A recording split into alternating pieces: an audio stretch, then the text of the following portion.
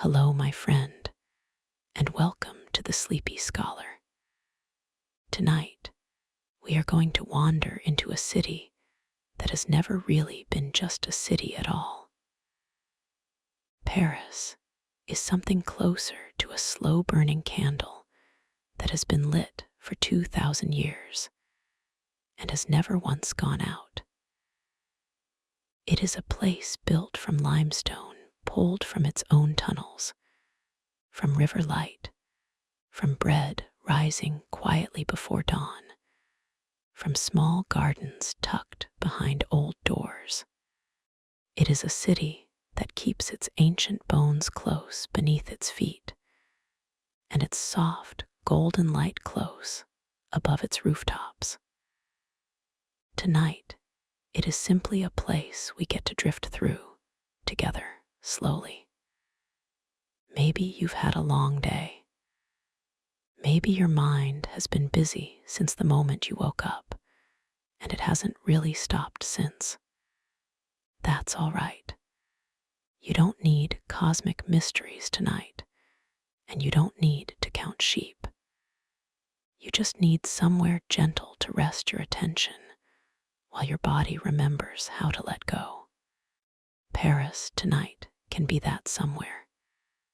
There is nowhere else you need to be. We will wander gently through old streets and older stories, through bakeries and bridges and quiet gardens with no hurry at all. You don't need to keep up. You don't need to remember any of it. And if these gentle journeys ever help you rest, a quiet like or a subscribe helps other sleepy souls find their way here too. Just a small thing whenever it feels right. Nothing more than that. For now, let's simply begin to settle. Let your body soften into whatever is holding you right now, your bed, your chair, the cushion beneath your head. Let your shoulders drop just slightly away from your ears. Let your jaw unclench. Let your hands rest, open and heavy, wherever they happen to be. Let your breathing slow without forcing it. In gently, out a little longer. There is no correct way to breathe tonight. There is only your own breath doing what it already knows how to do. You don't need to remember anything I say. You don't need to follow every sentence or stay awake for any of it. Nothing here is a test. If your mind drifts away and comes back, that's not a mistake. That's exactly how this is supposed to go. Some part of your mind might already be halfway into a dream by the time we reach the river. So let your mind drift, loose and unhurried, as we begin to wander into Paris. Long before it was called Paris, it was called Lutetia, a small settlement of wooden huts on an island in the middle of a river. The island is still there. You can stand on it today, and the ground beneath your feet has been inhabited quietly, without interruption, for more than 2,000 years. The people who lived there first were a Celtic tribe called the Parisi, fishers and traders who chose that island because a river bend like that one is easy to defend and easy to live beside. Rivers have always known how to choose good places for people to settle. Centuries folded over that island one by one. Roman roads were laid across it, then medieval stone, then modern pavement. Somewhere underneath the cafe tables and the tourists with their maps, the old riverbank is still down there, holding everything up. You, too, are standing on layers you don't usually think about old choices, old versions of yourself, quietly holding up the person you are tonight. But that is only the very beginning of the story. Beneath the streets of Paris, there is another city that almost no one sees. For hundreds of years, builders dug limestone directly out of the ground beneath the city to build the buildings standing on top of it. Slowly, without really planning it, they hollowed out hundreds of kilometers of tunnels and chambers, a whole shadow city of empty stone rooms resting beneath the real one.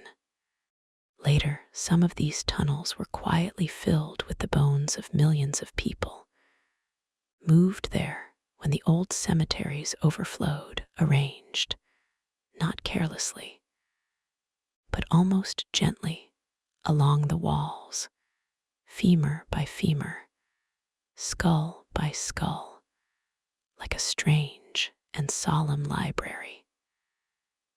It sounds heavy, but it isn't meant to be frightening. It's simply a reminder that the city breathes on more than one level, that under every busy street, there is a stillness that has been waiting patiently in the dark for centuries, undisturbed, unhurried, completely at peace with the passage of time. Somewhere beneath you tonight, in whatever room you're resting in, there is also a foundation you don't think about, holding you up without asking for anything in return. There is something else worth resting on for a moment. The river that runs through the middle of Paris is called the Seine, and it curves through the city the way a slow, careful hand might curve around something it's cradling. It isn't a dramatic river. It doesn't rush. It moves at the pace of a long exhale, sliding past stone embankments that people have walked along for centuries. At night, the bridges above it are lit with a soft amber glow, and the water holds each light in a long, wavering reflection, as if the river were quietly rehearsing the city above it in a slower, dreamier version. Painters have spent entire lifetimes trying to capture that particular color the Seine turns at dusk, not quite gray, not quite gold, somewhere unnamed in between. Maybe your own thoughts tonight are something like that river. Not sharp, not urgent, just moving slowly toward somewhere quiet. There is a particular quality of light in Paris that has its own nickname. Some people call it the City of Light, though the phrase actually has two gentle meanings folded into one. The first meaning is literal. In the late 1800s, Paris was one of the earliest cities in the world to light its streets with gas lamps, and later electric ones, so that even after the sun went down, the boulevards glowed softly instead of disappearing into darkness. The second meaning is quieter. It refers to the Enlightenment, the long, slow unfolding of ideas about science, art, and human dignity that took root in Paris centuries ago, as if the city had become a lantern for careful thought itself. Either way, the phrase has always meant the same feeling, a soft glow, holding back the dark just enough. Tonight, wherever you are, you don't need to hold back any darkness yourself. You can let it come, gently, the way sleep is supposed to. But there is another kind of light worth mentioning too. The kind that lives inside a bakery window before the sun has even risen. Long before most of the city wakes up, Parisian bakers are already awake. Their ovens already warm, shaping dough that has been resting quietly overnight into the long, narrow loaves known as baguettes. There is even a law, still followed today, describing exactly what ingredients a traditional baguette must contain. Just flour, water, salt, and yeast. Nothing more, nothing rushed. The smell of that bread drifts out through the cracks of the bakery door and settles over the sidewalk before the shop has even opened, so that the whole street, half asleep, gets a small, warm signal that morning has begun. There's something comforting in that, the idea that somewhere, always, someone is quietly preparing something warm for whoever comes looking for it. There is something else worth resting on, something smaller and slower than bread. Paris is a city of extraordinarily patient food, built not around speed, but around attention. Cheese, for instance, is not simply bought. It is aged, sometimes for months, in cool cellars where wheels of it are turned by hand, again and again, until the inside softens into something rich and complex that couldn't have existed any faster. Wine follows a similar unhurried path. Grapes picked in autumn, pressed, and then left to rest in barrels for years before anyone tastes them. The flavor slowly folding in on itself in the dark. Even a simple French meal is often built the same way, not rushed through, but lingered over, course by course, conversation drifting easily between bites, nobody checking the time. Maybe tonight you can borrow just a little of that patience. There's no need to rush toward sleep. It will come in its own good time, the way a cheese slowly becomes what it's meant to be. But that is only one small part of the story. If you were to walk up a particular hill on the northern edge of the old city, you would find a neighborhood called Montmartre, which used to be full of windmills, vineyards, and painters who couldn't afford to live anywhere fancier. More than a century ago, this hill became a quiet refuge for artists who felt like outsiders everywhere else. Painters who would later become some of the most famous in the world, sitting together in small cafes, arguing gently about color and light, sketching each other on scraps of paper. The neighborhood still keeps a tiny vineyard today, a small green patch of grapevines tucked between apartment buildings, a quiet leftover from when the whole hill was farmland instead of city. There's something soothing about a place that remembers what it used to be, even after it's become something else entirely. Maybe some quiet part of you remembers who you used to be too, and that's all right. You can hold both at once, gently, without needing to choose. There is something else, a little further down that same hill. At the very top of Montmartre sits a pale, domed church with a name meaning Sacred Heart, built from a particular kind of stone that reacts slowly to rain and air over the decades, growing whiter instead of grayer with age. Almost the opposite of what most old buildings do.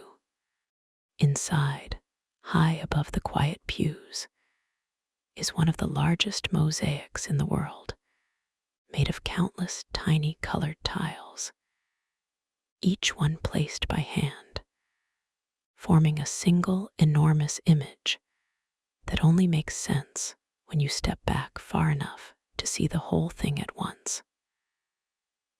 Maybe that's true of nights like this one too, each small, sleepy thought a separate little tile, meaning very little on its own, only becoming something whole once you let yourself drift back and stop examining each piece so closely.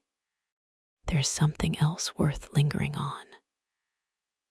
Not far from the river sits a cathedral that has stood, in one form or another, for more than 800 years.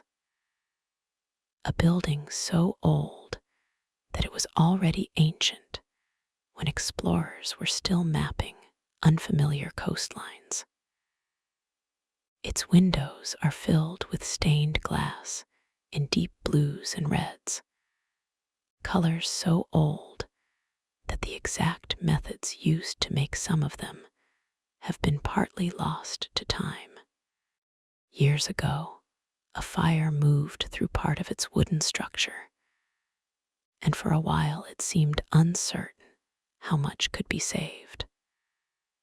But slowly, patiently, stone by stone, timber by timber, it has been carefully restored, a reminder that even very old, very damaged things can be tended back toward wholeness, given enough gentle attention and enough time. You don't need to rebuild anything tonight. You only need to rest, the way the old stones are finally allowed to. There is something quieter and smaller worth mentioning, too. Along the riverbanks of Paris, there are small green wooden boxes fixed to the stone railings, opened during the day to reveal second-hand books, old postcards, and faded maps for sale. The people who run these boxes are called balquinistes, and some of their families have kept the same spot along the river for generations, passing down not a shop, but simply a place to stand and a love of old paper. At night, the boxes are closed and locked, rows of them lining the river like sleeping green shutters, waiting patiently for morning before they open again to whoever wanders by. There's something soothing in imagining all of them shut at once, quiet along the water, nothing needing to happen until the sun decides it's time. There is something else worth resting on for a while. High above one corner of the city stands a very tall iron structure, built originally as a temporary exhibit for a World's Fair more than a century ago, meant to be taken down again after only 20 years. Parisians, at the time, were not fond of it. Many thought it was an ugly, oversized piece of scaffolding cluttering their skyline. It was only saved from demolition because it turned out to be useful for something almost nobody had planned for: sending and receiving radio signals. Today, of course, It has become one of the most recognized silhouettes in the world, painted a fresh coat of a very particular brownish bronze color every 7 years by hand, one section at a time, so that from a distance it always looks freshly finished, never worn. Maybe it's comforting to know that even something built to be temporary can quietly become permanent simply by being useful and beloved for long enough. There is something else further along the water. There are 37 bridges crossing the Seine within the city itself, and the oldest of them, despite its name meaning new bridge, is actually the very first one built with no houses on top of it. A novelty at the time, since most old bridges were crowded with shops and homes leaning out over the water. One particular bridge nearby became so beloved by couples that for years they attached small padlocks to its railings as a symbol of lasting love, until the sheer weight of tens of thousands of locks became too much for the old ironwork to bear, and the padlocks had to be gently, carefully removed. Even love, it turns out, sometimes needs lightening now and then, just so the structure underneath can keep holding everyone up. There is something else worth pausing on. Paris keeps several large parks and gardens scattered through its neighborhoods, and one of the oldest, tucked behind a grand old palace, has been open to the public for centuries. Inside it, elderly men and women still gather most afternoons around small stone tables to play chess, slowly, unhurriedly, sometimes for hours, barely speaking, simply thinking. Nearby, children push small wooden sailboats across a round pond with long sticks, watching them drift in slow circles, in no rush at all for them to reach anywhere in particular. There's a lesson hiding quietly in both of those images, that some of the best ways to spend an afternoon involve no destination at all, only patient, gentle motion. There is something else, a little more hidden. Beneath one of the city's grand old opera houses, there is a small underground lake, created by accident during construction more than a century ago, when builders struck an underground spring and had to build reinforced tanks to hold the water back instead of pumping it all away. That quiet, hidden lake partly inspired an old, gentle story about a mysterious figure living secretly beneath the opera house. A story that has been retold many times since, in books, in films, in music. There's something soft about imagining still water resting in the dark beneath a grand, glittering building full of music and light, two very different kinds of quiet, stacked one on top of the other. There is something else worth drifting toward. Not far from the river sits a glass pyramid, added to the courtyard of a very old Palestine museum a few decades ago. At first, many Parisians disliked it deeply. A sharp modern shape dropped into the middle of centuries-old stone. Over time, though, the pyramid softened into the landscape, its glass panels catching the sky and the old palace walls in shifting reflections throughout the day. Inside that same museum rests one of the most visited paintings in the world, a small portrait of a woman with a quiet, unreadable smile, protected now behind glass and kept at a very particular temperature and humidity, so that the paint itself never dries out or cracks. Maybe her expression has stayed so quietly compelling for centuries simply because it asks nothing of you. You can look at it for as long as you like, or not look at all. It doesn't mind either way. There is something else, gentler still. Just across the river from the great museum sits another building, a former train station. Its iron beams and glass ceiling, originally designed to let steam and light escape above the platforms. When trains grew too long for its tracks, the station closed and sat empty for years, uncertain of its future, until it was slowly transformed into a museum for paintings instead. The old station clocks still visible on the walls, telling a time that no longer matters to any departing train.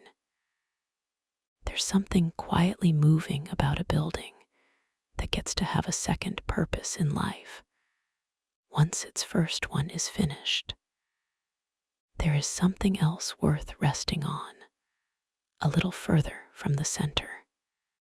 On the western edge of the city sits a very old, very careful garden of trimmed hedges, orange trees, and geometric ponds, originally designed for a queen who wanted the wild countryside tamed into perfect, calm symmetry. In winter, the orange trees are moved indoors into long glass galleries called orangeries, protected from the cold, until spring lets them return outside again. There's something soothing about a garden that gets tucked away and cared for through the harsh months, only to be brought back out once it's safe again. Maybe your own mind deserves a similar kind of shelter tonight, somewhere warm to rest until it's ready to come back outside. There is something else, quieter and smaller. Paris keeps beehives in some of its most unlikely places, on rooftops, in public gardens, even above one of its oldest theaters. Because it turns out that city bees, surrounded by parks, gardens, and flowering trees, instead of large-scale farming, often produce more honey than their countryside cousins.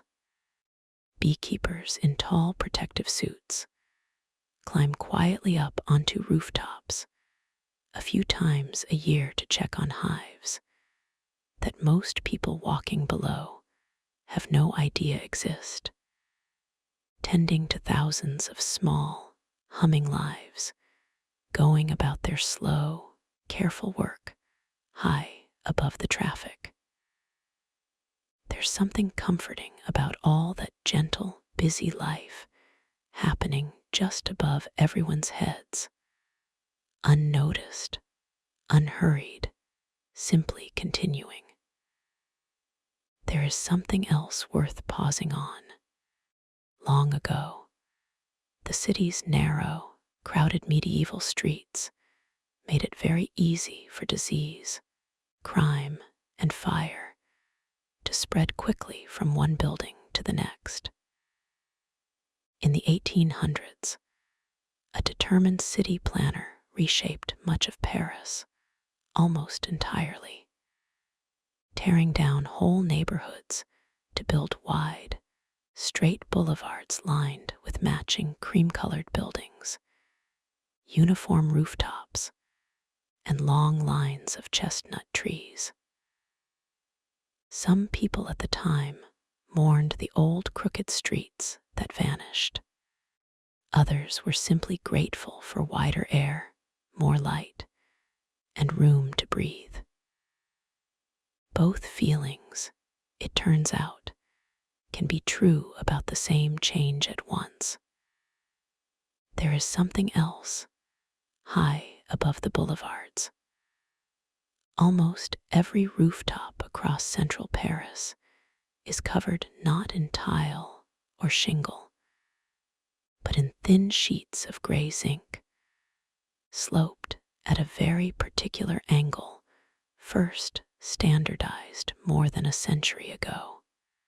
From above, the whole city looks like a quiet, silvery ocean of soft angles, catching the light in slightly different ways depending on the hour and the weather. Roofers who repair these zinc rooftops today are considered a kind of quietly disappearing craft, since so few people still know how to shape and seam the metal by hand the old way.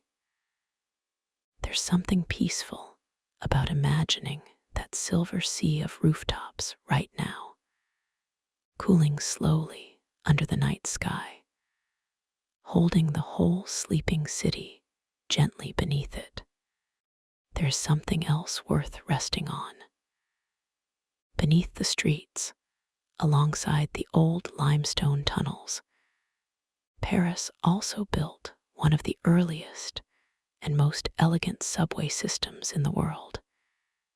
Its entrances, originally framed in curling iron and glass, designed by an architect fascinated by plant stems and insect wings.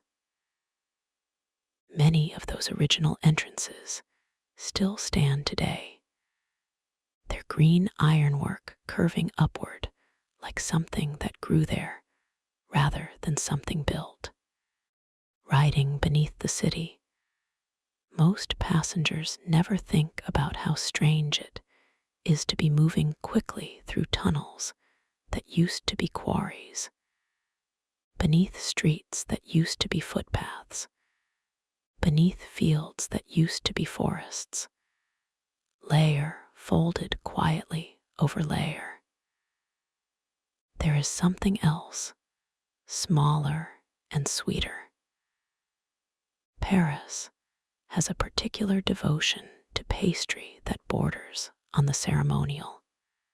In certain shop windows, delicate colored discs of almond flour and sugar, known as macarons, are arranged in careful rows like tiny jewels, each flavor its own soft color, made by folding air into batter so gently that the slightest rough movement can ruin the whole batch.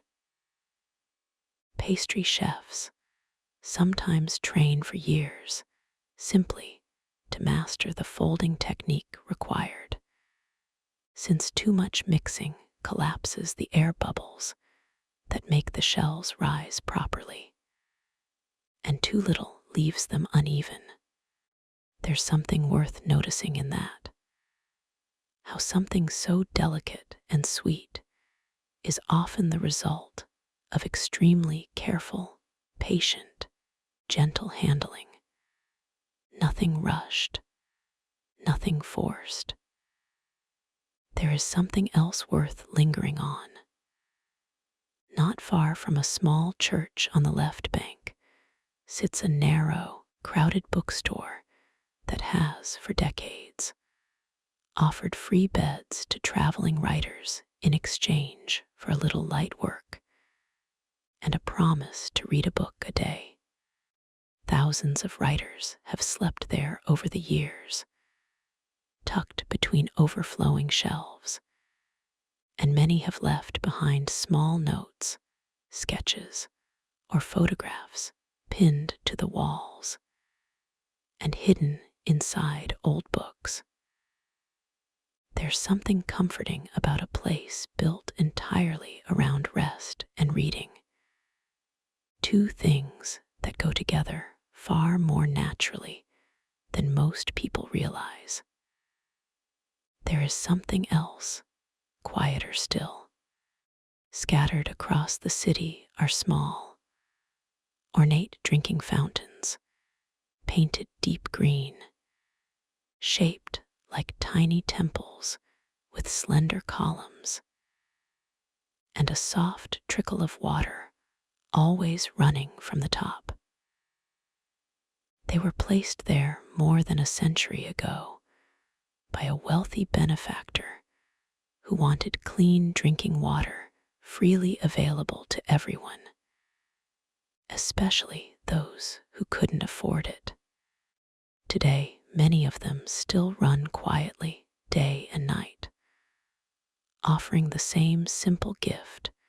They always have cool water, freely given to anyone who happens to be thirsty and passing by. Maybe that's a gentle thing to imagine right now, something small and steady, offered freely, asking nothing back. There is something else worth resting on.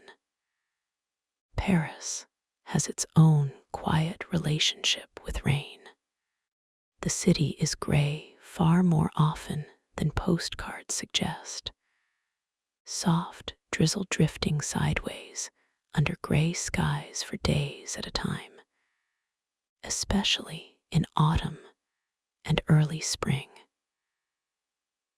Umbrella sellers appear seemingly out of nowhere near tourist landmarks the moment the first drops fall, offering cheap black umbrellas to anyone caught unprepared. Rain here doesn't shut the city down. Cafes simply pull their outdoor chairs a little closer under the awnings, and people keep sitting there anyway, watching the wet street, unhurried, sipping something warm. There's a kind of comfort in a place that doesn't panic over a little rain, that just adjusts quietly and keeps going. There is something else from long ago, centuries before glass windows became common. One small chapel on the old royal island was built almost entirely out of stained glass, its stone walls reduced to the thinnest possible frame, so that sunlight could pour through more than 1,000 tiny painted panels depicting old stories in brilliant blues and reds. When the sun is high, the entire interior seems to glow from within, as though the walls themselves were lit from a source no one can quite locate. It was built, in part, simply to hold a few sacred relics. A strange amount of effort and beauty gathered around something small enough to fit in a single box. There's something worth noticing in that too. How much care people have always been willing to put into holding something precious, however small it might seem to someone else. There is something else worth pausing on. East of the city center lies one of the world's most visited cemeteries, a hillside maze of old trees, ivy-covered tombs, and narrow cobbled paths, where composers, poets, and painters rest beneath elaborate stone monuments softened by more than a century of weather. Wild cats are said to live quietly among the graves, slipping between headstones, undisturbed by the visitors who wander through. It isn't a sad place, exactly. It feels more like a very old garden that happens to remember everyone who's ever been laid to rest inside it calmly, without any hurry to be somewhere else. There is something else back near the river, on a small island connected to the rest of Paris by only a couple of narrow bridges. The streets are lined with centuries-old townhouses, and one particular ice cream shop has been quietly famous for generations for making its ice cream the old, slow way, no stabilizers, no shortcuts, just cream, sugar, and fruit churned patiently until it's ready. Long lines form outside that shop even in the coldest months, people standing patiently in the cold for something cold, simply because it's worth the wait. Maybe some good things are like that, worth a little patience, worth standing quietly in line for, without needing to rush toward the reward. There is something else worth resting on. Long ago, before the city had reliable plumbing, water carriers used to haul buckets from public wells, and the river itself, up narrow staircases to apartments on the upper floors. A job that shaped which floors were considered desirable.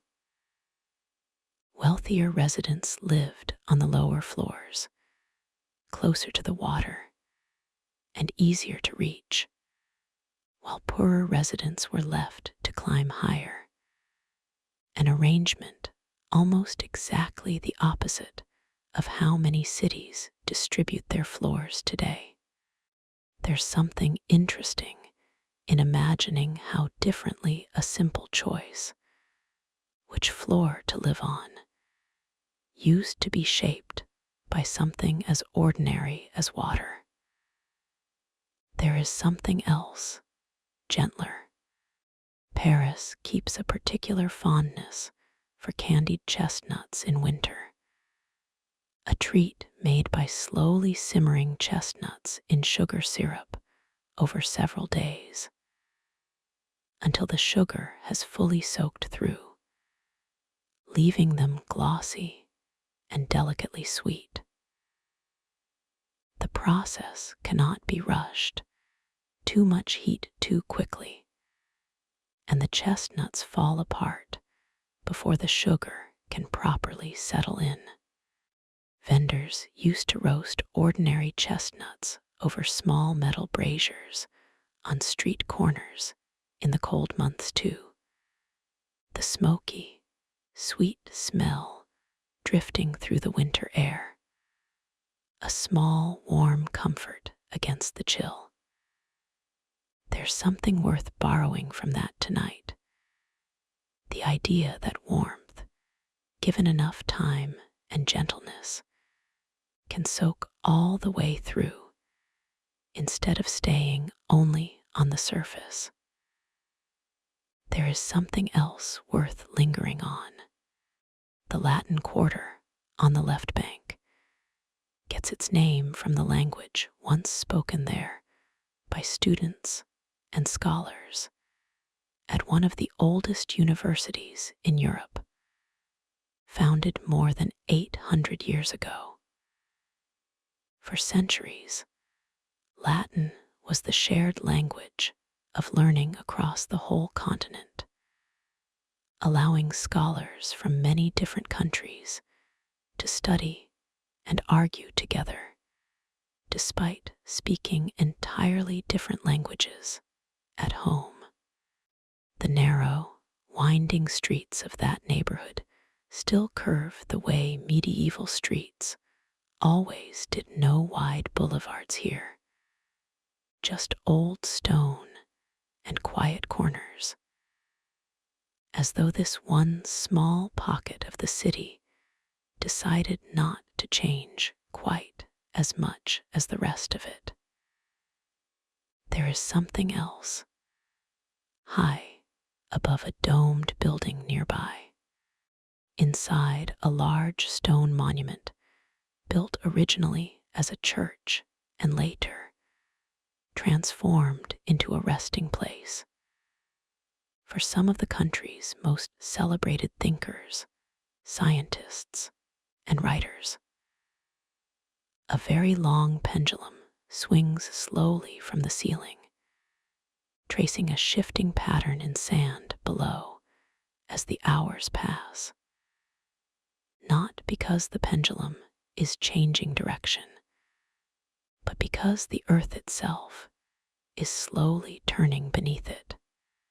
It's one of the simplest, gentlest ways ever devised to prove something as enormous as the planet's rotation.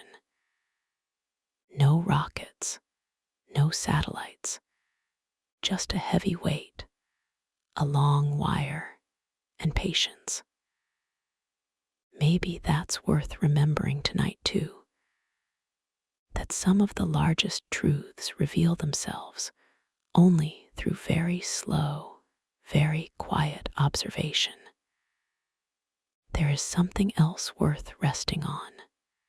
For centuries, before refrigeration existed, wealthy Parisian households and monasteries built deep underground ice houses, insulated with straw, where winter ice cut from frozen ponds could be stored and kept solid well into the warm months. Some of these old ice cellars still exist beneath the city, forgotten and unused, cool stone chambers holding nothing now but still, quiet air. There's something soothing about that image.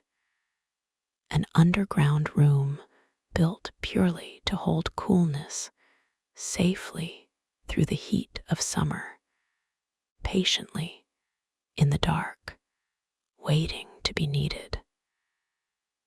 There is something else closer to the surface. Along many Parisian sidewalks, tall plane trees are planted in careful, even rows, their bark mottled and peeling in soft patches of green, gray, and brown. They were chosen generations ago partly because they tolerate polluted city air unusually well, and partly because their wide leaves offer deep shade in summer without blocking too much light in winter. Once their leaves have fallen, streets lined that way feel different to walk down than streets without any trees at all, cooler, softer, quieter, as though the whole avenue were breathing along with you. There is something else worth pausing on. At certain markets scattered through the city, vendors still call out the names and prices of their vegetables, cheeses, and flowers in the same rhythmic, half-singing tone that market vendors have used for generations. A kind of ordinary music that most Parisians barely notice anymore because it has always simply been there. Flower stalls, especially, spill out onto the sidewalk in loose, abundant arrangements, peonies in spring, sunflowers in summer, dried bundles of lavender in every season, their soft scent drifting a little further than it probably should. There is something else from a little further back in time. In the late 1800s and early 1900s, small theaters and cabarets scattered through Montmartre became famous for a lively kind of stage performance involving music, dance, and playful costume. Some of it captured in bright, sketch-like posters that are still recognized today. The energy of those old stages has softened considerably with time. Many of the same buildings now host quieter shows, or have simply become ordinary cafes again, their loud history folded gently into the walls. There's something gentle in imagining a place that used to be full of bright lights and music, now sitting quiet and dim, resting after all those years of energy, the way a body rests after a long day of dancing. There is something else worth resting on. Certain Parisian cafes, especially around the left bank, became famous decades ago as places where writers and thinkers would sit for hours, sometimes an entire afternoon, over a single cup of coffee, simply talking, arguing gently, or writing quietly at a small round table by the window. No one rushed them out. No one expected the table to turn over quickly. The whole culture of French cafe life has always leaned toward lingering rather than hurrying coffee as a reason to stay, not a reason to leave. Maybe you can borrow just a little of that lingering feeling tonight, too. There's no reason to hurry toward anything at all. There is something else, quieter still, beneath the elegant apartment buildings that line so many Parisian streets. Deep stone cellars still hold private wine collections belonging to the residents above. Some of the bottles resting undisturbed for decades in cool, dark silence, slowly becoming something richer than they were the day they went in. Nobody checks on them very often. They're simply left there, trusted to their own slow process, quietly improving with nothing but time and stillness. There is something else worth pausing on. A particular kind of soft, flaky pastry, folded and rolled dozens of times with layers of butter between each fold, is eaten across the city every single morning without much ceremony at all, despite being astonishingly difficult to make properly. Professional bakers sometimes fold the dough more than 20 times, chilling it between each fold so the butter never melts into the flour, which is the only way to get those thin, delicate, flaky layers. It's strange to think something so effortless to eat requires so much careful, repeated folding to create layer after layer after layer, each one thin enough to be nearly invisible on its own. Maybe rest works a little like that too, many small, quiet layers, folded gently over each other, eventually becoming something whole. There is something else from beneath the ground again.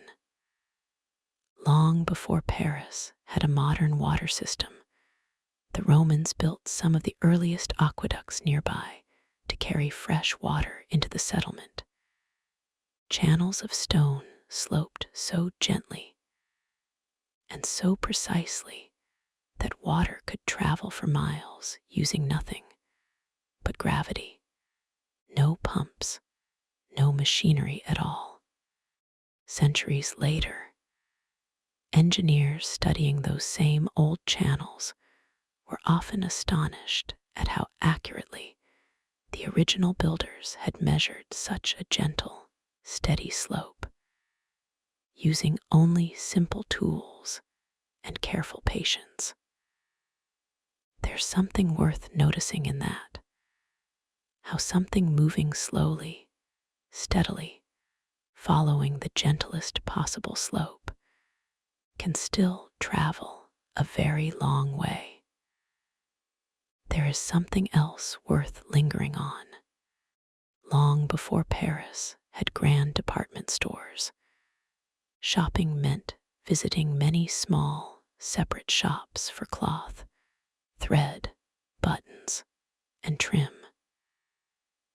In the mid-1800s, one shop owner had a quiet idea: gather everything under a single glass-roofed building, with fixed prices printed clearly so no one had to haggle, and let customers simply wander freely without any obligation to buy.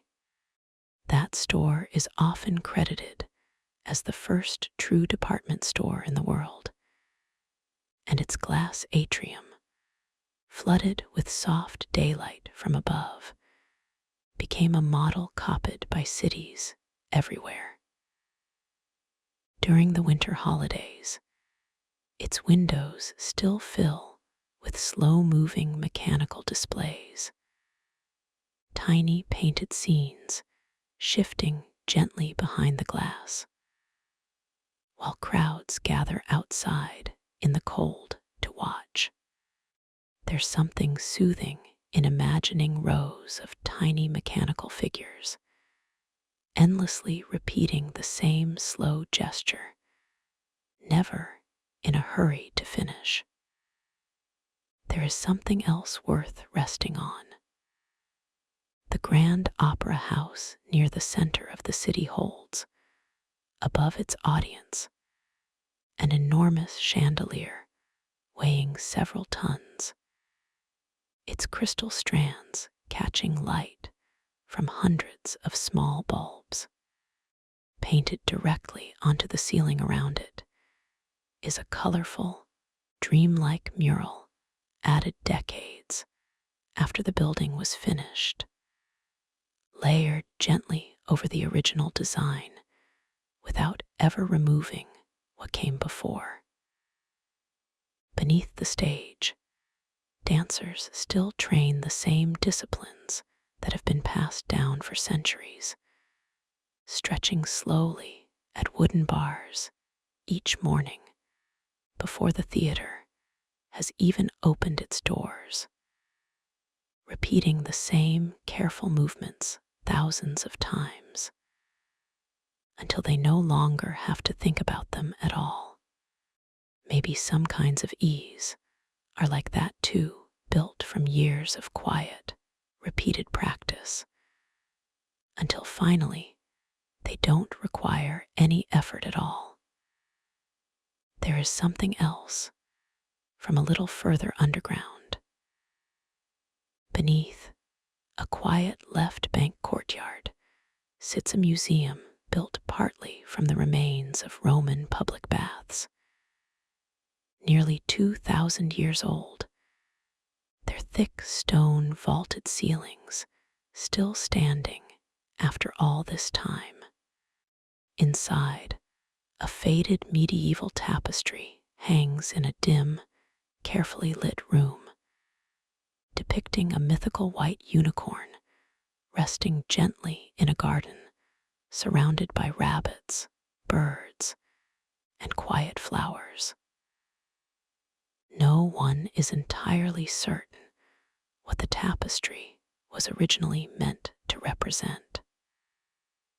For centuries, it has simply hung there, softly colored, endlessly patient, letting each visitor imagine their own meaning into it.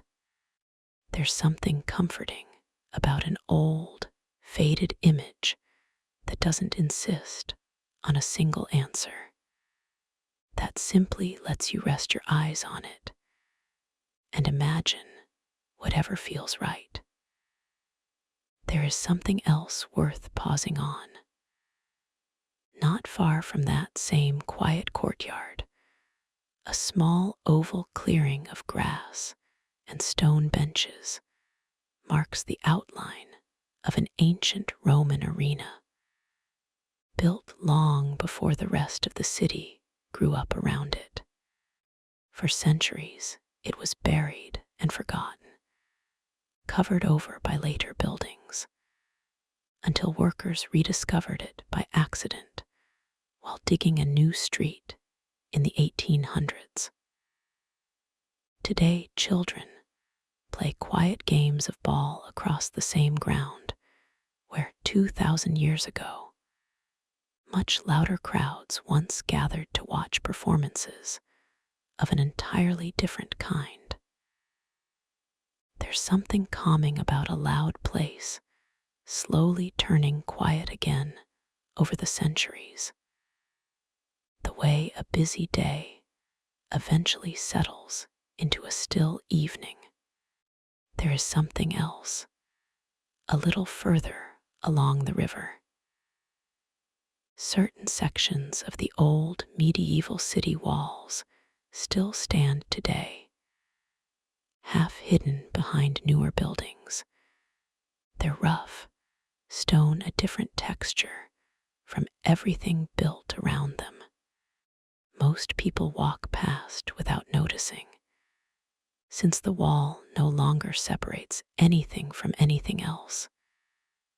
The city simply grew past it centuries ago, leaving it standing quietly in place, useful to no one anymore, kept only out of a gentle respect for what it used to guard. There's a soft comfort in something old being allowed to simply remain, without needing to serve a purpose anymore. There is something else worth resting on. Along a narrow canal on the northeastern edge of the city, iron footbridges arch gently over green water, and a series of old locks still raise and lower boats slowly from one water level to another, the way they have for nearly 2 centuries. In summer, people sit along the stone edges with simple food, watching the slow mechanical rhythm of the lock gates swinging open and closed. No rush at all in the whole process.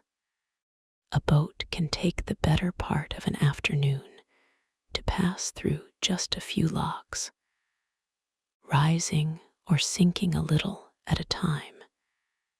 Patient water finding its own quiet balance before the gates open again. There is something else, a little further from the center. On the eastern edge of the city, an old cattle market and slaughterhouse district was slowly transformed decades ago into a vast park built around a science museum and a planetarium. Its round silver dome catching the afternoon light like a strange, smooth moon that never quite sets. Inside, beneath the dark curved ceiling, recorded starlight is projected slowly across the dome for anyone who wants to lie back and watch constellations drift overhead without needing an actual clear night sky. Families spread blankets across the wide lawns outside on warm evenings, and sometimes a soft outdoor film plays against a wall as the sky slowly darkens above the real, unprojected stars.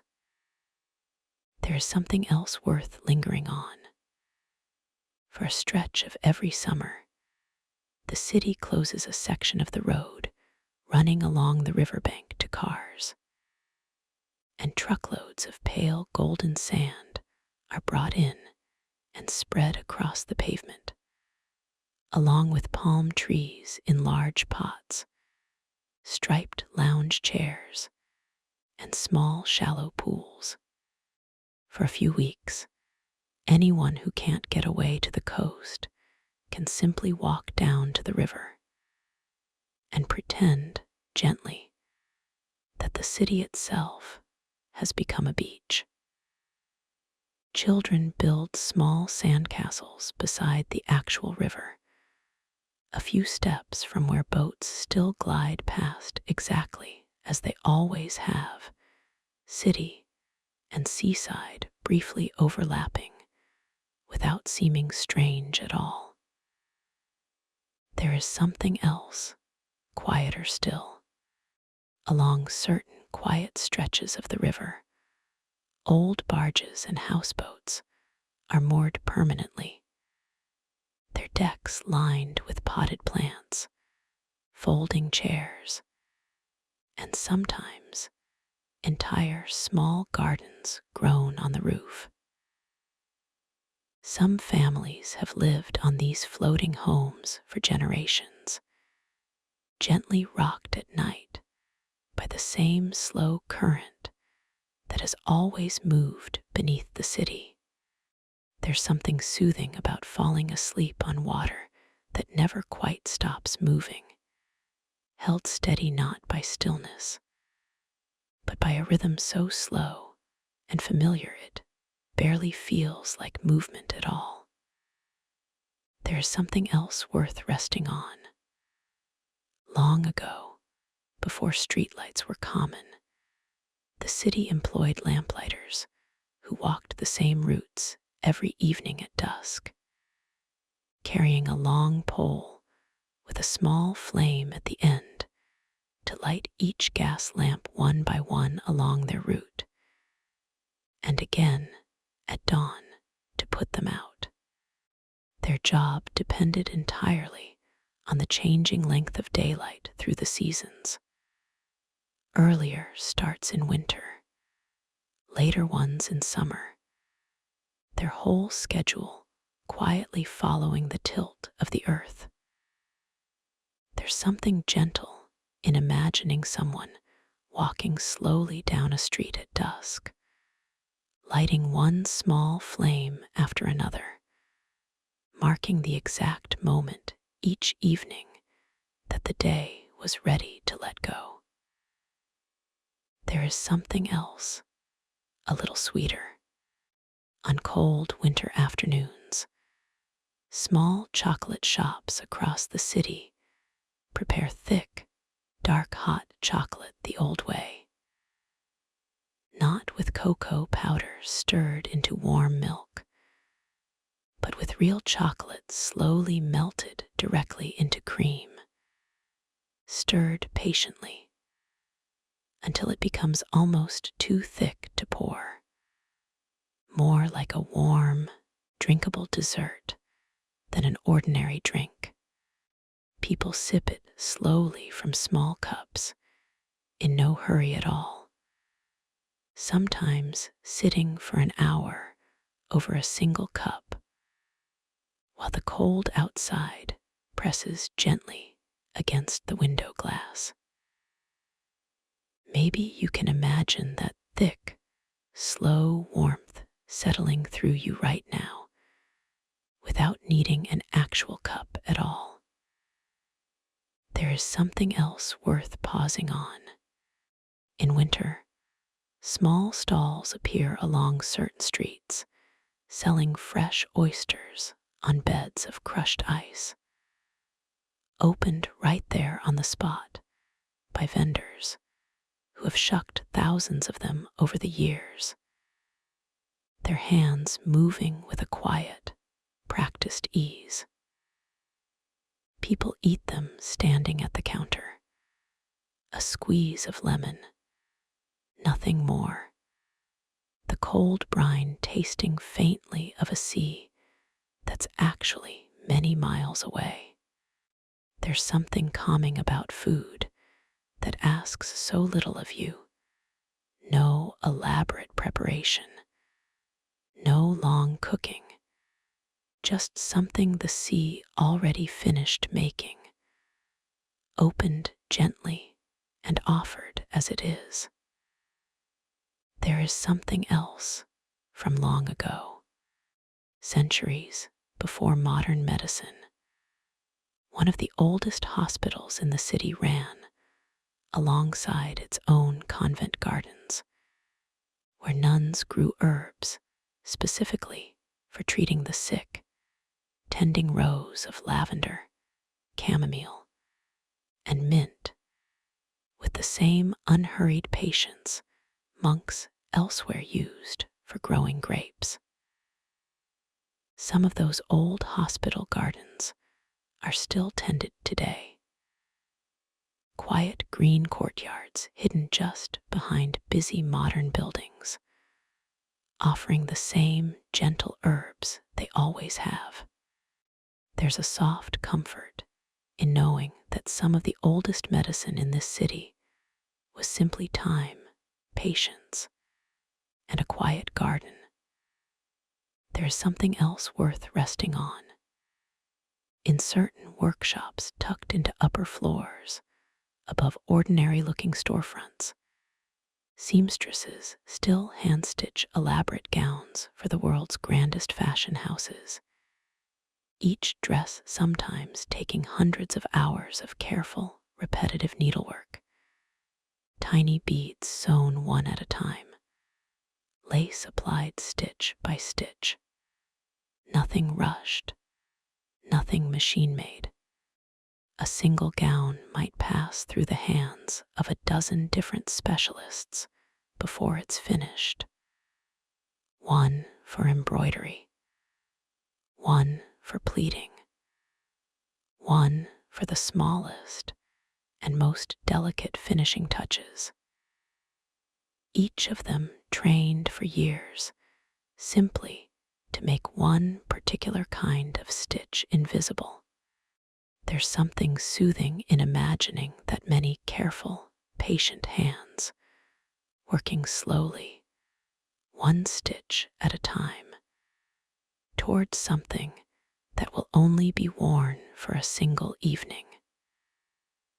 There is something else, a little further along, on a quiet street known for its perfume houses.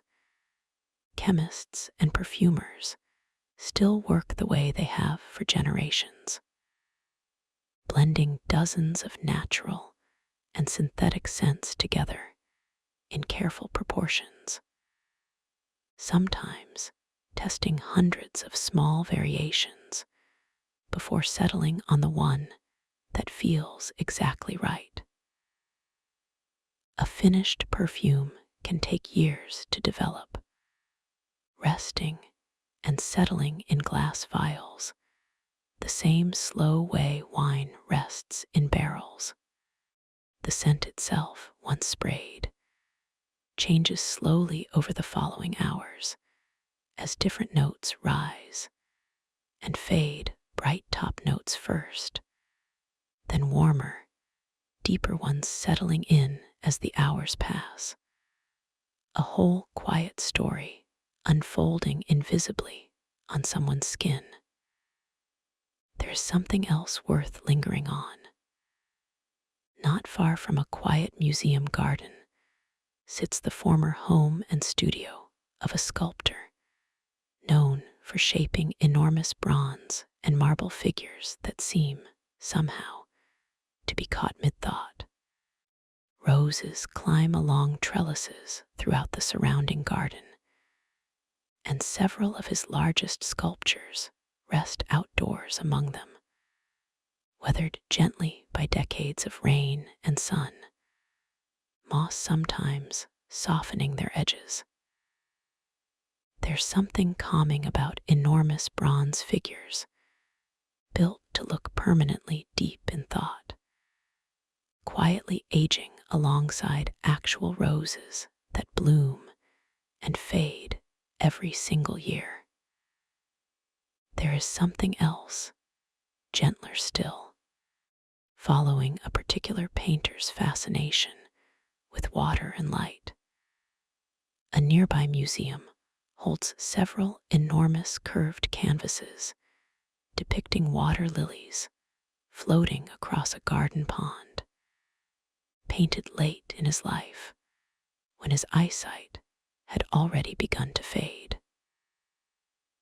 The paintings wrap almost completely around the walls of two oval rooms, so that standing in the center feels a little like standing inside the pond itself, surrounded by soft green and lavender water on every side.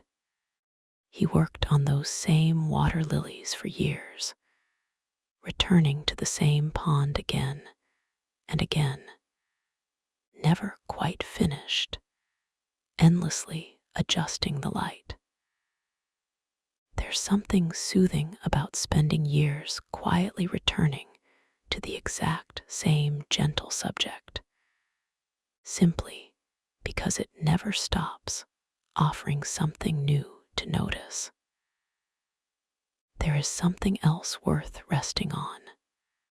Long ago, French cafes and bars often had zinc-topped counters, cool and easy to wipe clean, and the phrase for grabbing a quick coffee still carries an echo of that metal countertop today. Wine was once served directly from the barrel at some of these counters, poured straight into a glass, while regulars leaned against the bar, exchanging slow, unhurried conversation before heading home. Some of those same zinc counters, worn smooth and pale from decades of elbows and glasses, are still in place in a few old bars today, holding their quiet shine the way only very old metal can. There is something else, a little smaller, in certain corners of city parks, especially in the softer evening hours.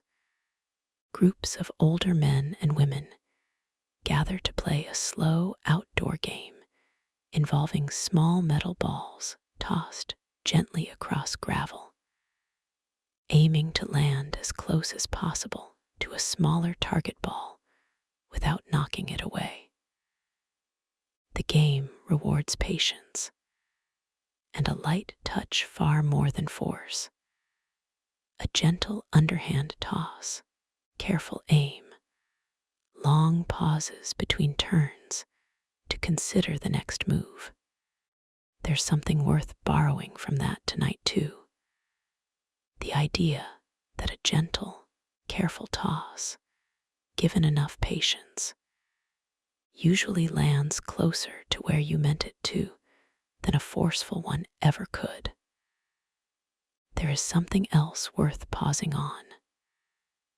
In one of the city's oldest parks, wooden carousel horses have turned in slow circles for well over a century, hand-carved and hand-painted, their painted manets flowing as if caught permanently in a gentle wind.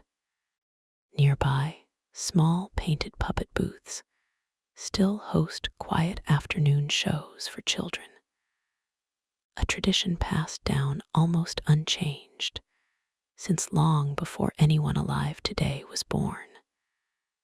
The same simple wooden characters acting out the same simple, gentle stories. There's something comforting about traditions old enough that no one quite remembers when they started. They've just always been there, turning slowly, telling the same soft stories, generation after generation. There is something else from the river again. In 1910, Unusually heavy rains caused the Seine to rise dramatically, flooding streets, basements, and even parts of the subway system for weeks. Small brass plaques marking the flood's highest water level are still visible today on certain buildings along the river, well above head height. A quiet reminder of just how high the gentle, familiar water once climbed. The river has risen more modestly many times since, closing riverside paths for a few days here and there, but always eventually settling back down to its usual calm, unhurried level. There's something reassuring in that, too. Even when something rises higher than expected for a while, it eventually settles back to its steady, familiar rhythm. There is something else worth resting on. At the center of a wide, open square once used for public gatherings stands a very tall stone obelisk covered in carved hieroglyphs brought to Paris nearly 2 centuries ago as a gift from Egypt. It is over 3,000 years old, older by far than almost anything else standing in the entire city, quietly keeping watch over traffic and fountains that would have seemed like pure magic to whoever first carved its surface. Engineers at the time built an elaborate wooden scaffold just to lower it safely onto a ship, and later to raise it upright again in its new home. A process that took months of careful, patient work for a stone that had already been standing patiently for thousands of years before that. There's something calming about something so old simply continuing to stand quietly, regardless of which city happens to be built up around it. There is something else, a little further along the river. Near the western tip of a narrow island in the Seine stands a smaller, quieter version of a very famous statue found much further away across the ocean, facing gently downriver, as if watching for ships that never quite arrive. It was a gift exchanged between 2 cities long ago, a smaller sibling standing patiently in the shadow of its much larger, much more famous counterpart. Very few people notice it at all, tucked away on its narrow strip of land, but it stands there anyway, calm and steady, regardless of who remembers to look. There is something else worth lingering on. One of the grand glass-roofed exhibition halls built for an old world's fair still hosts fashion shows, art exhibitions, and quiet winter ice rinks beneath its enormous curved iron and glass ceiling. Originally designed to let in as much natural light as possible without a single interior column blocking the view. At night, its glass panels catch whatever light happens to be nearby, glowing softly from within like an enormous lantern set down gently in the middle of the city. The building was nearly torn down more than once over the decades, saved each time by people who simply couldn't bear to lose that particular quality of light. There is something else from a quieter side street. Certain narrow, Winding passageways covered by glass roofs run between buildings in parts of central Paris, built nearly 2 centuries ago as some of the earliest indoor shopping arcades in the world, sheltered from rain and cold long before shopping malls existed anywhere else. Many have fallen quiet over the decades, their old shopfronts a little faded, their glass ceilings softened with dust and time. But a few still hold antique bookshops, stamp dealers, and small cafes tucked into their dim, sheltered corners. Walking through one feels a little like slipping sideways out of the noisy street into a hush that has been sitting there, undisturbed, for a very long time. There is something else worth pausing on. Certain very old apartment buildings across the city are topped not with flat roofs, but with steep, angled ones that fold sharply partway up, an architectural style named after the architect who popularized it centuries ago. The design was partly practical. For a time, buildings were taxed based on how many floors stood beneath the roofline. So builders learned to tuck an extra floor or two inside that steep, folded roof itself, disguised as attic space. Many of those upper rooms, once used for servants or storage, have since been converted into small, cozy apartments with slanted ceilings and tiny round windows peeking out over the rooftops. There's something soothing about a room tucked up under a sloped roof, smaller, quieter, closer to the sky than any of the rooms below it. There is something else, a little more playful.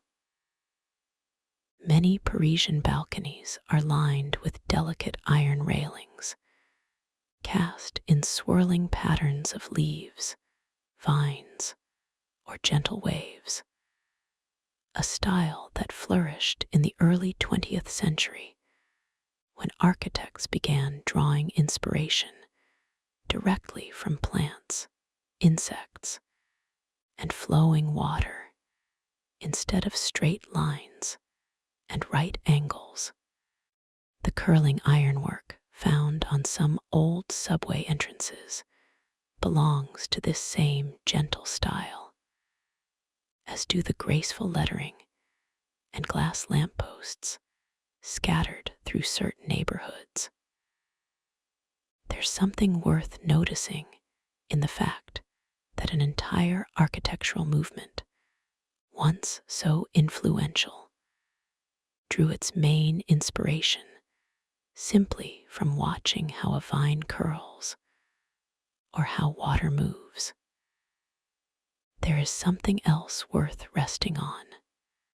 Pigeons have lived alongside Parisians for centuries, nesting quietly in the crevices of old stone buildings, gathering along windowsills and beneath bridges.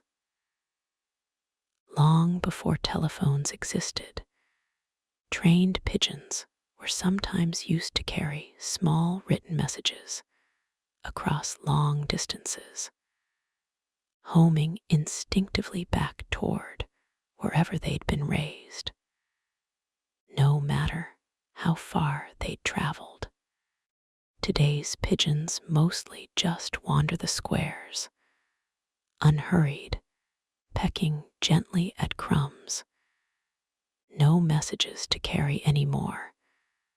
Content simply to exist quietly among the fountains and benches. There is something else, a little further from the center, on the southwestern edge of the city, An enormous flea market has spread across several city blocks for more than a century. Its narrow lanes packed with antique furniture, old chandeliers, faded postcards, and forgotten treasures. Nobody quite remembers the story behind anymore. Dealers arrive before dawn to set out their stalls, arranging each item with the same careful attention a museum curator might use, even for something as small as a mismatched teacup. Wandering through feels a little like walking through many decades all at once. Each stall a small, quiet fragment of someone else's home, waiting patiently for a new one. There is something else worth lingering on. Certain very old Parisian apartment buildings still have narrow spiral staircases winding up through the very center of the structure.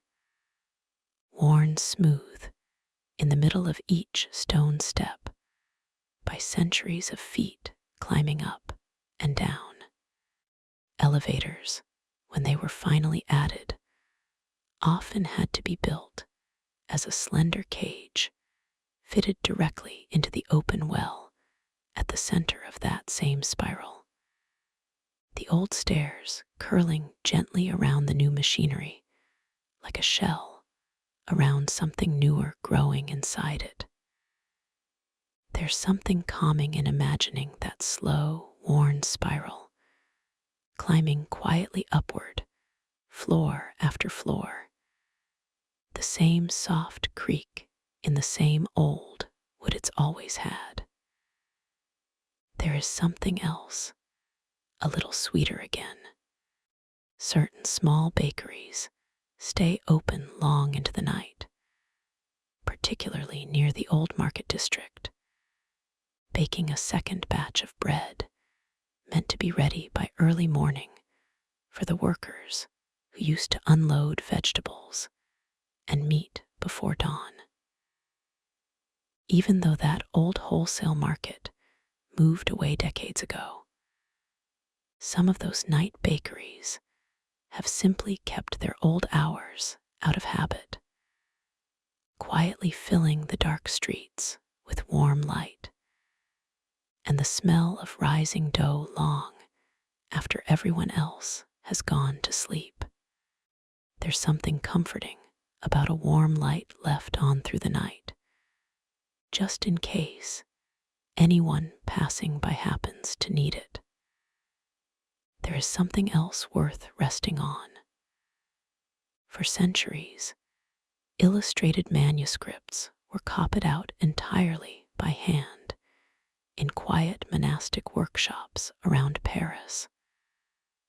Monks bent over their desks for hours at a time, carefully painting tiny gold-leafed letters and delicate scenes into the margins of religious texts. It could take a single scribe more than a year to complete just one manuscript, working slowly, page by page, never rushing the ink before it had time to properly dry. When printing presses arrived centuries later, some scribes worried their careful, patient craft would vanish entirely. And in some ways it did fade, though never completely, since somewhere in the city, someone is still quietly practicing that same slow, careful art today. There is something else from beneath the streets again. Long before Paris had electric pumps, laundresses used to gather at large public washhouses built along the riverbanks, kneeling at long stone troughs to scrub clothing in the cold, moving water, their voices and laughter carrying easily across the open, steamy rooms. A few of those old washhouse buildings still stand today, repurposed now into libraries, gyms, or quiet community spaces, their high arched windows still letting in the same soft light they always did. There's something comforting about a building that keeps offering shelter and light, decade after decade, no matter how many times its purpose quietly changes. There is something else worth pausing on. Bells have rung out from Parisian church towers for centuries, marking the hours in a soft, rolling wave that moves gradually from one neighborhood to the next as each tower catches up to the one before it. Bell founders who cast these enormous bronze bells had to work with extraordinary care, since the exact size, thickness, and shape of a bell determines its tone, and even a tiny miscalculation could leave a bell sounding forever slightly off. After the fire that damaged the great cathedral, its largest bells were carefully lowered down, inspected, and eventually returned to ring again, restored to the same deep, steady tone they've held for centuries. There's something reassuring about a sound that has rolled gently across these same rooftops for hundreds of years, marking time not with urgency, but with patience. There is something else, a little further into the evening. Certain quiet courtyards tucked behind grand old buildings hold nothing more than a single tree, a bench, and perhaps a small fountain, hidden away from the busy street just beyond the front gate. Office workers sometimes slip into these hidden courtyards on their lunch breaks, sitting quietly beneath the one tree for a few minutes before returning to whatever they were doing, as though even a small patch of green and quiet is enough to reset an entire afternoon. Maybe you don't need very much to feel calm either. Sometimes one tree, one bench, and a few unhurried minutes turns out to be plenty. There is something else worth resting on. Long ago, wine merchants along certain riverside streets used to test the quality of a barrel by rolling it carefully down a ramp and listening closely to the sound it made. An old, practiced skill passed from one generation of merchants to the next. Deep beneath some of those same streets, old stone wine cellars still hold barrels resting quietly in the dark, temperature and humidity almost perfectly steady all year round, needing no machinery at all to stay just right. There's something calming about a cellar that simply holds its own steady temperature without any effort, simply because stone and darkness know how to keep something settled. There is something else, gentler still, as the evening deepens.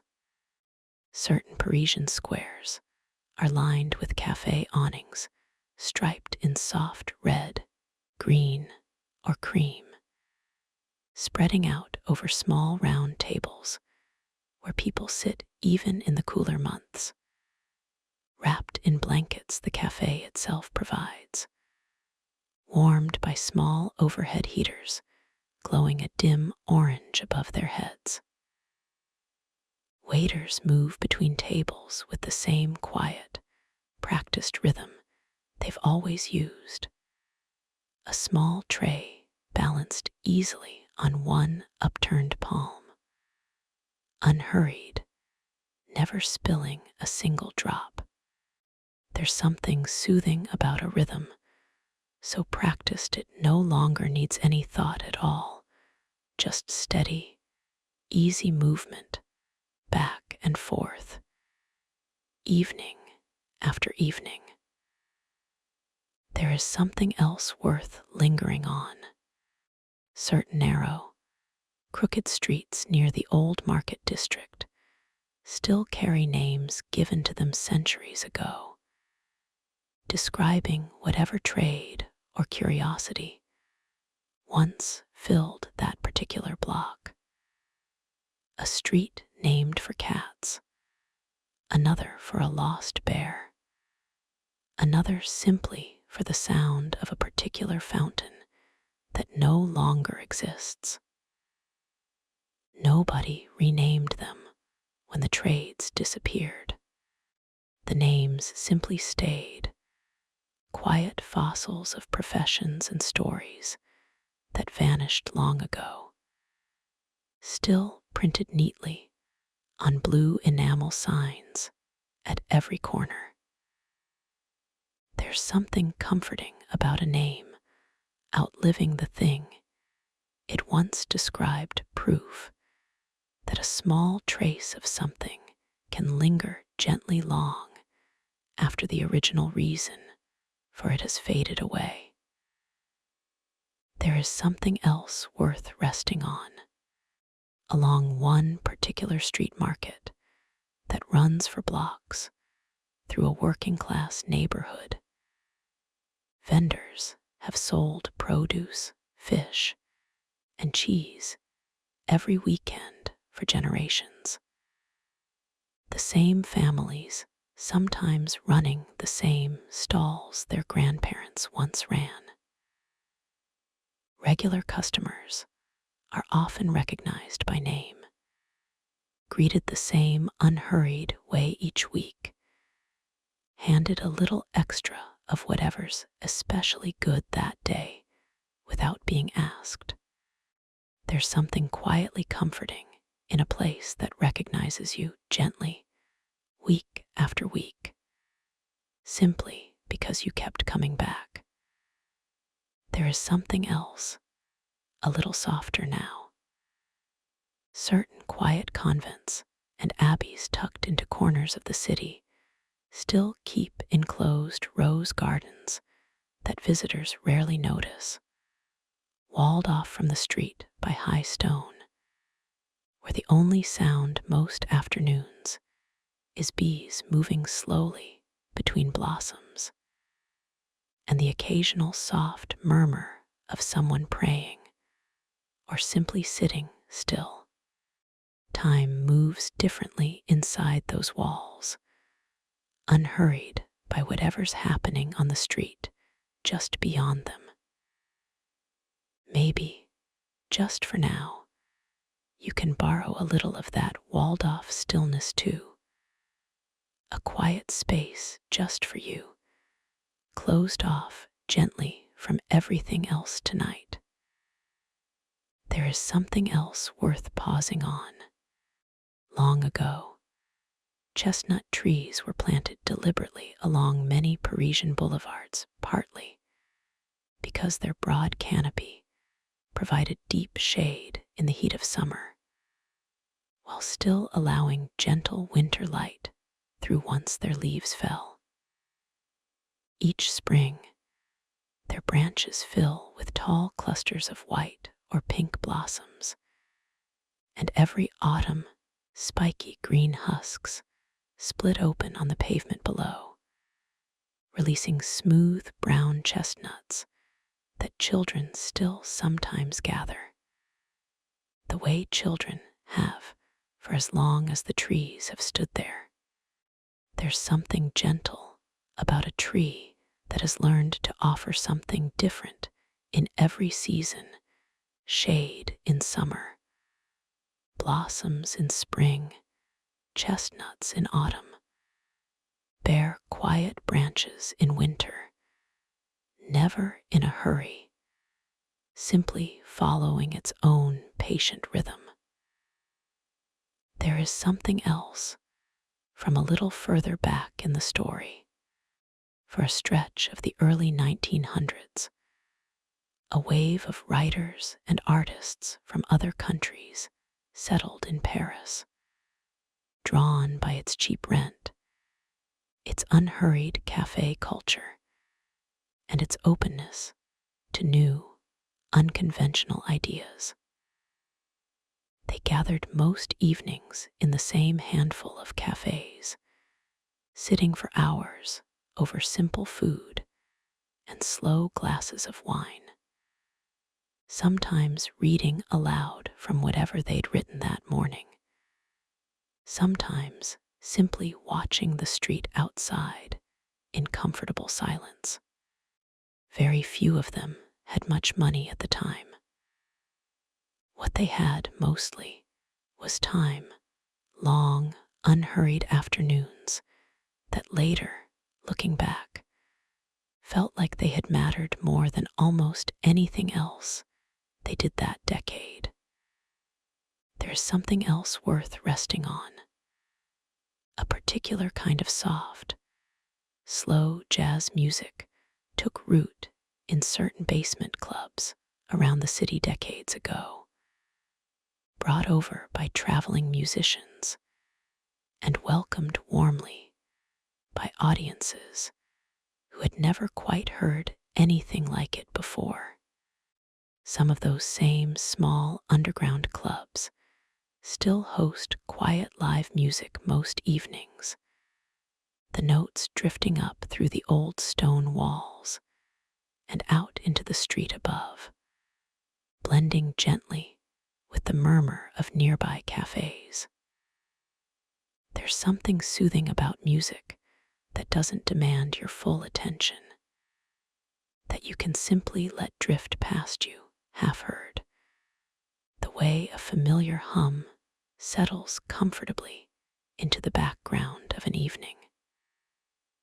There is something else, a little quieter.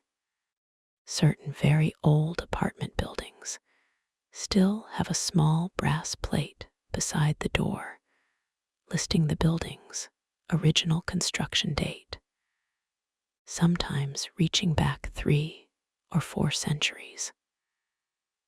Behind those same doors, modern kitchens and updated plumbing sit quietly inside walls that have watched centuries of ordinary life pass by. Meals cooked, arguments settled, babies rocked to sleep, all inside rooms that have simply kept adjusting gently to whoever happens to be living there now. There's something calming about walls old enough to have absorbed centuries of ordinary softness, footsteps, lullabies, quiet conversations, long before you or I ever came along. There is something else worth pausing on as the story grows quieter still. Snow falls rarely in Paris, and even more rarely does it stay for long, melting from the pavements within a day or two. But when it does settle, even briefly, atop the pale dome on the hill, or along the black iron railings of the parks, the whole city takes on a hush it doesn't usually have. Traffic slows, voices soften, people stop to take photographs of something that elsewhere might seem perfectly ordinary. There's something soft in imagining that rare hush now, snow resting quietly on old rooftops, the whole noisy city, just for a night, gone gentle and still. There is something else, smaller still. Along the quieter stretches of the river, in the very early morning before most of the city wakes, a soft mist sometimes rises off the water, drifting low across the surface and curling gently around the stone arches of the oldest bridges. Fishermen occasionally cast lines from the banks at that hour, patient and unhurried, waiting quietly for something that may or may not ever bite. There is something else worth resting on, gentler now. The chestnut trees along the boulevards hold their stillness at night. The zinc rooftops cool slowly under a sky that has already begun to soften toward morning. Somewhere below, a baker is only just beginning to warm the ovens for tomorrow. There is something quieter still. The green book boxes stay closed. The wine cellars stay dark, and even the pendulum beneath the old dome keeps tracing its same slow arc, patient, unhurried, needing nothing from anyone tonight. There is something else worth lingering on, a little further back from the river. Certain quiet neighborhood libraries across the city still keep reading rooms with tall windows, long wooden tables, and green-shaded lamps that have barely changed in design for over 100 years. In the late afternoon, when the light through those tall windows turns soft and golden, students and elderly readers alike tend to grow quieter still, turning pages slowly, in no hurry at all to finish whatever they're reading. There's something calming about a whole room full of people, strangers to each other, sharing nothing but a comfortable, unhurried silence. There is something else worth resting on. Certain small artisan workshops tucked into courtyards still restore old books by hand, carefully re-gluing loosened spines, replacing worn leather covers, and repairing torn pages one at a time with delicate paper and a very fine brush. A single restoration can take weeks, the book resting patiently under gentle weights between each careful step, in no rush at all to return to its shelf. There's something soothing about imagining a damaged old book slowly, patiently, being made whole again, one careful step at a time, with nobody rushing the glue to dry any faster than it naturally wants to. There is something else, gentler still. Along quieter residential streets, small stone fountains sometimes trickle softly into round basins tucked into building courtyards, unnoticed by nearly everyone except the birds that stop to drink from them throughout the day. Moss often grows slowly around their edges, softening the stone a little more with each passing year, the water never in any hurry to stop moving. There is something else worth pausing on as the whole evening continues to settle. Certain quiet stretches near the edge of the city hold long allotment gardens, small fenced plots where residents, without their own outdoor space, grow vegetables, flowers, and herbs in neat, narrow rows. Some families have kept the same small plot for decades, passing it down the way a recipe might be passed down, tending it patiently through every season regardless of what else is happening in their lives.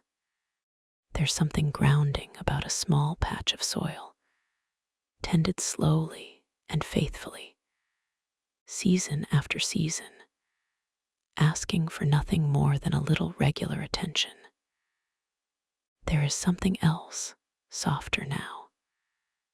The old stone benches along the river have held countless quiet evenings, readers, painters, tired walkers, people simply watching the water pass. Stone doesn't remember any of it, not really, but it holds its shape all the same, patient and steady beneath whoever happens to sit there next. There's something else worth resting on. Street lamps are dimming their reflections in the water now. The last cafe awnings are being folded in for the night. Somewhere, a lamplighter's old route is walked only by memory now, but the lamps still glow anyway, quietly, on their own. There is something else worth lingering on, quietly, before we begin to close. Certain riverside quays are lined with anglers who arrive before dawn, setting up folding stools and long poles, casting their lines into the slow current, and then simply waiting, sometimes for hours, content with the waiting itself as much as with whatever might eventually bite. Nearby, joggers pass at their own steady pace. Dog walkers pause to let their dogs sniff along the railings, and none of them seem to mind sharing the same quiet stretch of stone in such different, unhurried ways. There's something comforting about a place that has room for many different kinds of stillness at once.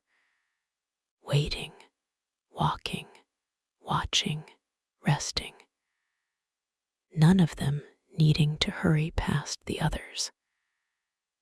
There is something else, one last small detail before we let it all go. Certain old apartment buildings still have a small enclosed lodge just inside the front entrance, where a caretaker has, for generations, kept watch over deliveries, greeted residents by name, and quietly noticed when something seemed a little off in someone's routine. Even now, in a city of millions, many people are still known gently by at least one person who happens to notice when they come and go. There's something quietly reassuring in that, the idea that even in the middle of a very large, very old city, someone, somewhere, tends to notice you're there. There is something else worth resting on now, as we start to slow down together. Paris keeps small, hidden gardens tucked behind unremarkable doors all across the city, a courtyard here, a rooftop terrace there, a quiet square barely large enough for 2 benches, and a fountain. Most people walking past never notice them at all. They're not meant to be found by everyone. They're just there, quietly, for whoever happens to wander in. Maybe sleep is a little like one of those hidden gardens tonight. Not something you have to search hard for, just something quiet, waiting nearby, ready whenever you're ready to wander in. There is something smaller now. Street lamps across the older parts of the city still use the soft, rounded glass shapes first designed generations ago, even though the flame inside was long ago replaced with electric light. The shape stayed even after the source changed. At dusk, they flicker on one by one along the boulevards, a slow unfolding of warm little lights, spreading gently outward from wherever the first one switched on. There is something quieter still. Wild lavender is sometimes tucked into small planters outside Parisian windows, its scent drifting faintly down into the street below on warm evenings, mixing quietly with the smell of the river and old stone. You don't need to hold onto that smell. You can just imagine it drifting past once, softly, and then let it go. There is something softer now. The old bridges glow a little more dimly as the night goes on, their reflections spreading wide and slow across the darker water. Somewhere along the riverbank, a boat drifts by without hurry. Nothing is asking anything of you right now. There is something quieter still. A cat somewhere in the cemetery hillside curls up between two old stones. The green book boxes along the river stay closed and locked, resting until morning. You can rest like that too. There is something gentler now. Above the sleeping rooftops, the sky over Paris turns the same soft color it always has, not quite dark, not quite light, somewhere unnamed in between, the way the river looks at dusk. Your mind doesn't need to hold onto any of this. You can let all of it soften into impression now, a loose, warm blur of bread and river and old stone and quiet gardens. There's no need to hold it tightly. Whatever stays, stays gently, and whatever drifts away was only ever meant to pass through. Let your breathing slow again, the way it did at the very beginning. Let your shoulders settle a little further into wherever you're resting. Let your jaw loosen one last time. Your body already remembers how to do this. It doesn't need instructions from anyone, not even from a soft, slow voice like this one. Your mind, too, has simply been trying to make sense of everything it carried today, quietly sorting and predicting and settling, the way it always does. It doesn't need to finish that work tonight. It can leave the rest for later and rest now instead. Above the whole city and above wherever you are resting tonight, the same slow, steady universe keeps unfolding, exactly as it has for billions of years, and exactly as it will keep doing long after tonight is over. The rooftops will still be silver in the morning. The river will still curve gently past the old stone. None of it needs you awake to keep existing safely. So let it all go now, gently, the way the lights along the bridges dim toward morning. Your body already knows how to rest. Sleep well and good night.